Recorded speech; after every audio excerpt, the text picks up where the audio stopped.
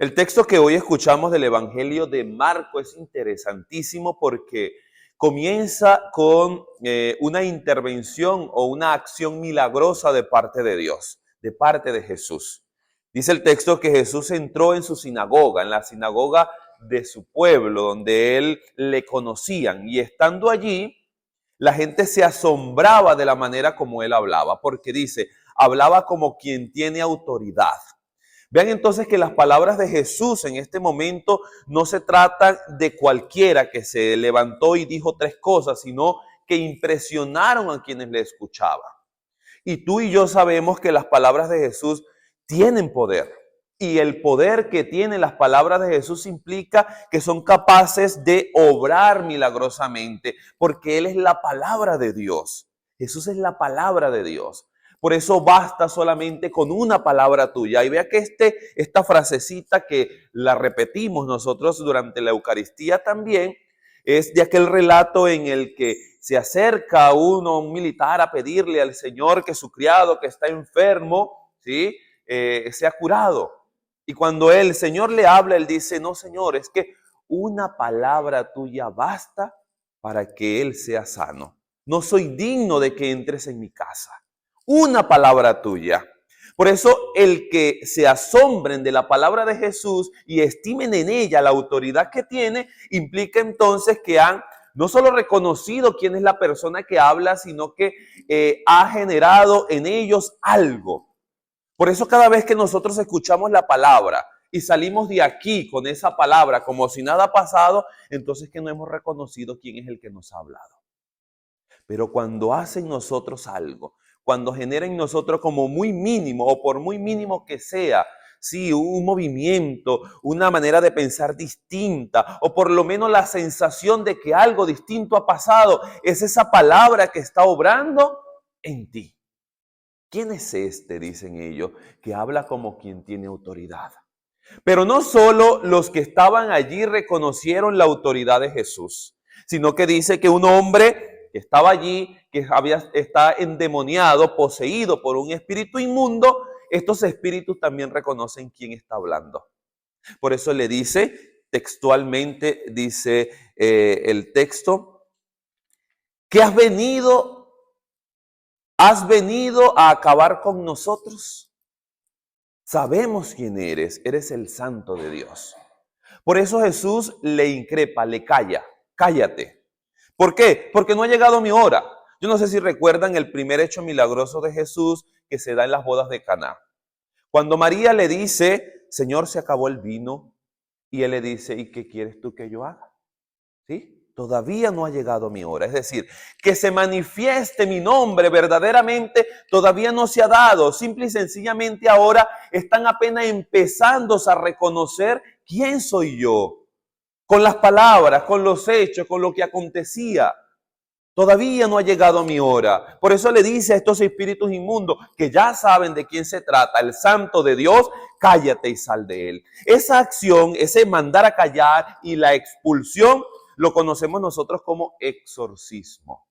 Jesús hizo milagrosamente en ese lugar un exorcismo. ¿Qué significa exorcismo? Esta pregunta la hago yo mucho cuando voy a bautizar. ¿Por qué? Porque en el rito del bautismo hay una oración que se llama unción prebautismal y oración de exorcismo. Y le pregunto a la gente, ¿qué es el exorcismo? Yo le pregunto a ustedes, ¿qué es el exorcismo? ¿Qué creen ustedes que es el exorcismo? Sacar demonio. Pues es lo que nos han enseñado, sí es verdad. Ahora, este ejemplo lo pongo porque es clarísimo para darnos cuenta si verdaderamente el exorcismo es sacarle el demonio a alguien o no.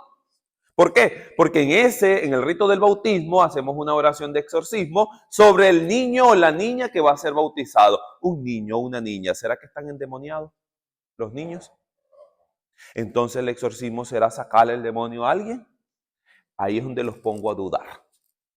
Y les digo esto porque tenemos esa concepción de que un exorcismo es aquel que se da para sacarle el demonio a fulanito de tal porque empezó a hacer cosas extrañas, a hablar distinto, y no necesariamente. Porque es que cualquiera puede estar endemoniado y no necesariamente porque tenga el cachúo dentro. Cuando tú y yo actuamos distinto o cuando tú y yo actuamos de una manera contraria a la que Dios quiere, a la que Dios nos invita, parece entonces que estamos endemoniados. Y un demonio no necesariamente tiene que ser el diablo. Cuando nos dejamos invadir por la mentira, eso es un demonio. Cuando nosotros somos mal testimonio para otro, eso es un demonio. Y yo le digo a los padres y a los padrinos en los bautizos que le pedimos a Dios en esa oración, no que le saque el demonio, no, sino que proteja al niño o a la niña de la influencia del demonio. ¿De cuál demonio? Del diablo, ¿cómo no? Porque sabemos que existe. Y si no, el texto refiere que hay un espíritu inmundo aquí que reconoce quién es Jesús.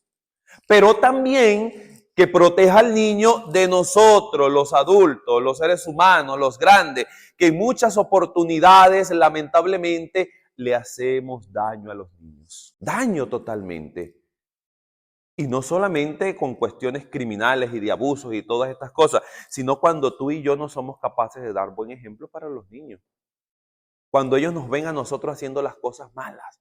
Y le digo a papá y a mamá en los bautizos, cuando usted pelea con su esposa o con su esposo frente a su niño, usted está haciendo mal testimonio para él. Que el Señor proteja al niño entonces de ese demonio que en ese momento está haciendo que ustedes se enfrenten. Hoy el Señor expulsa un demonio y un demonio reconocido, dice un espíritu inmundo que habla, que reconoce que Él es Jesús, por eso le dice cállate. Y para el Evangelio de Marco, el tema de los exorcismos, de la expulsión de los demonios es muy importante, porque en todos los textos, cuando Jesús obra milagrosamente, parece que es un exorcismo que hace. Esas mismas palabras las utiliza Jesús en aquel momento cuando va con sus apóstoles en la barca. No sé si recuerdan este texto, y resulta que empieza el mar a agitarse y la barca parece que se va a hundir y Jesús por allá recostado está dormido. Y los apóstoles, los discípulos que están allí empiezan a asustarse, pero Jesús sigue dormido y hasta que no pueden más y lo llaman y Jesús se levanta e increpa el viento, dice también el Evangelio, y le dice al viento, cállate, enmudece. Esas son las mismas palabras que utiliza con el demonio y el mar se calma y viene una calma total. Por eso cada vez que tú y yo también somos capaces de decirle al demonio en la tentación, cállate, apártate de mí, estamos también nosotros haciendo lo que hizo Jesús, porque la palabra tiene poder, pero tú te lo tienes que creer verdaderamente. Si no, simple y sencillamente el demonio entonces, la tentación entonces podrá más que nosotros y nos vencerá. ¿Qué quieres con nosotros? Vienes a acabar con nosotros, dice el demonio, pero Jesús no le responde ninguna otra cosa, o por lo menos no responde a su pregunta. Lo manda a callar y le pide que salga. El demonio retuerce a aquella persona y tú y yo sabemos que luego de que hacemos cosas malas, la conciencia parece que nos retuerce también. Y nos hace tambalear y nos hace descubrir que hemos hecho las cosas mal. Ese es el demonio que al salir nos devuelve la conciencia de reconocer que lo que he hecho está mal. ¿Y cómo recupero esa gracia? Cuando soy capaz de acercarme al sacramento, ¿sí? Al sacramento de la reconciliación, que es otro exorcismo también. ¿Por qué? Porque se nos saca ese demonio de pecado que tenemos encima. Entonces no necesariamente tengo que caminar por las paredes para que me puedan hacer un exorcismo, para que yo pueda expulsar de mí el demonio, para que la gracia del Señor entre en mí, para que cuando nosotros entremos en esta iglesia y vengamos a celebrar la Eucaristía, también el demonio sea expulsado de nosotros. El demonio de la pereza, cuando hoy porque está lloviendo, porque hay frío, no quería venir a la Eucaristía y me quería quedar allá en casa. Pues que se expulse de mí ese demonio de pereza tampoco, que no quiere que yo participe de la Eucaristía. En todo momento, cuando me lleno de rabia, cuando no comprendo las cosas, cuando me lleno de ira, cuando creo que me la sé toda, quita de mí ese demonio también, Señor.